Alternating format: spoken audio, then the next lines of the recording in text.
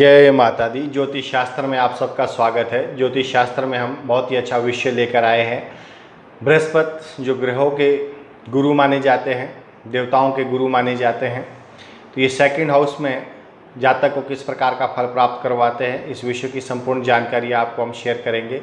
साथ ही दोस्तों हम यहाँ पे बताएंगे आपको शुभ और अशुभ दोनों ही फल, और अगर अशुभ फल ज़्यादातर यहाँ पर सेकंड हाउस में जातक के देखने को मिलते हैं तो आपको उपाय बताएंगे। अंत तक ये वीडियो देखिए ज़रूर, अंत तक बने रहे और उन उपाय के माध्यम से अपने जीवन को बदलिए। साथ ही अगर आपने अभी तक हमारा यूट्यूब चैनल सब्सक्राइब नहीं किया तो सब्सक्राइब करिए, बेल आइकन ज़रूर दबाएं ताकि इसको जो आने वाली हमारी वीडियो रहेगी नोटिफिकेशन इमीडिएट प्राप्त हो, और शेयर और लाइक करना भी ना भूलें। तो शुरू करते हैं। सेकंड हाउस में स्थित बृहस्पति जातक को किस प्रकार का फल प्राप्त करवाते हैं। यहाँ पर स्थित जो बृहस्पति है, दूसरा भाव शुक्र से संबंधित है, तो शुक्र और बृहस्पति दोनों एक दूसरे के शत्रु माने जाते हैं। तो यहाँ पर जो स्थित बृहस्पति है सेकंड हाउस में, ज़्यादातर यही देखा गया है कि यहाँ पर एक दूसरे के ऊपर ये प्रतिकूल प्रभाव डालते हैं, जिसकी कारण जातक को कई तरह की मुसीबतों का सामना करना पड़ता है। सोने के आभूषणों के अगर व्यापार में संलग्न होता है तो ऐसा जातक शुक्र से संबंधित चीज़ें जैसे धन संपत्ति आदि प्रभावित होती है, और यदि जातक का जीवन साथी भी उसके साथ है तो जातक को सम्मान और धन कमाता है। यानी कि यहाँ पर कहने का तात्पर्य यही है कि अगर लाइफ पार्टनर जिस भी जातक के अगर सोने से संबंधित वो कार्य करता है, उसको सपोर्ट करती है, तो डेफिनेटली उसका बिजनेस सक्सेसफुल रहेगा, अच्छा पैसा कमाएगा। अगर उसके बावजूद उसका जीवन साथी और परिवार के साथ स्वास्थ्य की समस्या या परेशानियों से वो ग्रस्त हो जाएंगे। जातक विपरीत लिंग के लोगों में प्रशंसनीय होगा और अपने पिता की संपत्ति को विरासत में प्राप्त करेगा। यदि 2, 6, 8 घर शुभ है तो शनि 10वें घर में नहीं है तो जातक को लॉटरी या निसंतान से संपत्ति भी अर्जित प्राप्त करेगा। मीन्स यहाँ पर क्या हो रहा है कि शुभ और अशुभ दोनों फल अगर आपको देखने, आप अपने जीवन काल से संबंधित अपनी जन्म कुंडली को स्वयं निकालिए और समझिए। जो बातें हमने बताई है यहाँ पर, अगर आपके जीवन के साथ ये अच्छी सब चीज़ें घट रही है तो यानी कि आपका जो यहाँ पे शुक्र के साथ बृहस्पति, यानी कि सेकंड हाउस क्या हो गया है, ये शुक्र का घर माना जाता है और बृहस्पति का भी घर माना जाता है, और बृहस्पति ही सेकंड हाउस में बैठे गए हैं। तो ये शादी के बाद जो आपकी पत्नी है वो आपके लिए लक्ष्मी स्वरूपा हो जाती है अगर आपके साथ वो काम करती है तो। साथ ही अगर यहाँ पे आपके साथ वो काम नहीं करती है तो आपका जो परिवार से परेशानियाँ होती है, ज़्यादातर जीवन साथी और परिवार से संबंधित जो सदस्य होते हैं उनसे स्वास्थ्य संबंधी परेशानियाँ होती है। तो अगर आपकी कुंडली में ऐसा कुछ योग है कि आपको परेशानियों का ज़्यादा सामना करना पड़ रहा है, और यहाँ पर जो हम उपाय आपको बताएंगे नोट करिए और जीवन काल में अपनाइए इन्हें। उपाय है, ऐसा जातक जिस भी जातक की कुंडली में सेकंड हाउस में बृहस्पति बैठे हैं, गुरु बैठे हैं, हमेशा दान दक्षिणा देगा तो उसकी इनकम बढ़ती जाएगी, समृद्धि बढ़ती जाएगी। दशम भाव में स्थित शनि हो तो उसका दुष्प्रभाव दूर करने के लिए वो सांपों को दूध पिलाए, दूध का दान करे सपेरे को। यदि आपके घर के सामने कोई खड्डा है सड़क में, या आपका जो घर है जहाँ से आप बाहर निकलते हैं रास्ता है, तो उस खड्डे को भर दे। तो अगर ये बातें अगर आप नोट करते हैं और इस बातों का आप पालन करते हैं, और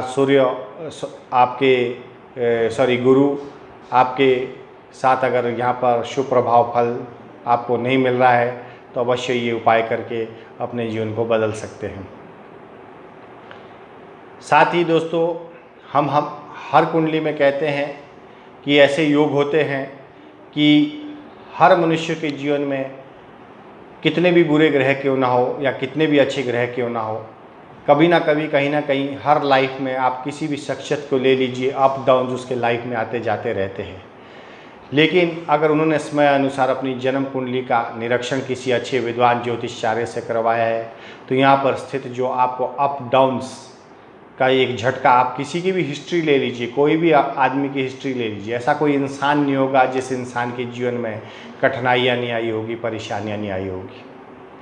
लेकिन जब जब उन लोगों ने ये ज्योतिष शास्त्र को इग्नोर किया होगा तो अवश्य ही उन्हें और कठिनाइयों का सामना करना पड़ा होगा। अगर मान लीजिए किसी चीज़ में आपका 10 रुपये का नुकसान था तो वहाँ पे आपको 100 रुपये का नुकसान भरना पड़ा। कारण क्योंकि आपने समय अनुसार उन बातों का पालन नहीं किया जो आपकी जन्म कुंडली में ऑलरेडी वो डिसाइडेड है कि प्रकृति का नियम कोई भी ज्योतिषाचार्य बदल नहीं सकता है। जो आपके जीवन में जो घटना घटनी है वो घट के रहेगी, पर इतना है कि उसमें 99% तक आप सेव कर सकते हो। कहने का तात्पर्य है किसी चीज़ में अगर आपका नुकसान लिखा है तो नुकसान होगा, उसको कोई भी ज्योतिषाचार्य नुकसान से आपको बचा नहीं सकता है। हाँ, इतना हम ज़रूर कहते हैं कि वो 99 रुपये तक आपका सेविंग कर सकते हैं। अगर 100 रुपये का नुकसान जहाँ पे लिखा था तो 99 रुपीज़ आपका सेविंग कर सकते हैं, बचा सकते हैं। सिर्फ लॉस होगा तो कितना, 1 रुपी। तो यानी कि आपको ज़्यादा फर्क नहीं पड़ेगा फिर जीवन काल में अगर आपने ये उपाय अपनाए।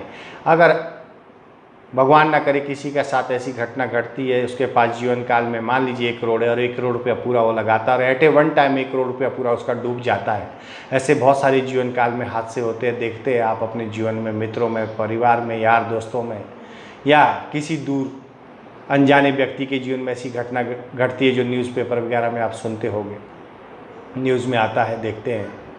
तो कहने का तात्पर्य यही है, अगर उन्होंने समय अनुसार वो उपाय किए होते तो उनके जीवन का जो 1 करोड़ रुपया है एट ए वन टाइम और पूरी संपत्ति जितनी उनकी थी एट ए वन टाइम लॉस हो गया। अगर उन्होंने वो जीवन में पहले उन बातों को अपनाया होता तो अवश्य ही उनका 99 लाख रुपीज़ तक सेविंग हो सकता था। तो ये है आपके 9 ग्रह, जन्म कुंडली पर ये समय अनुसार अपना प्रभाव अवश्य देते हैं। जब उसकी महादशा, अंतरदशा या प्रतंत्र दशा होती है तब तो इसका स्वाभाविक आपको 100/100 एक्यूरेट वो फल प्राप्त होगा ही होगा। तो इसलिए अगर आप चाहते हो जीवन काल में इस तरह की परेशानियां ना आए, आप भी खड्डे में ना गिरो, तो उनसे बचना है तो समय अनुसार जन्म कुंडली का विश्लेषण करवाइए। 9 ग्रहों पर आधारित जो आपके कार्य सिद्ध होने वाले वो कार्य करिए और उपाय अपना के अपने जीवन में, भविष्य में जो बाधाएं हैं उसे हटाइए।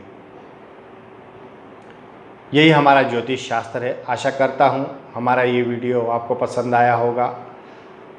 आप इसे शेयर और लाइक करना ना भूलें और हमारी जो सीरीज़ है 9 ग्रहों पर आधारित ये कंटिन्यू बनती रहेगी, आपके पास ये वीडियो हमारे आते रहेंगे। माता रानी सबको घर परिवार में सुखी रखे, स्वस्थ रखे, यही कामना के साथ आज का विषय मैं यहाँ पे समाप्त करता हूँ। जय माता दी।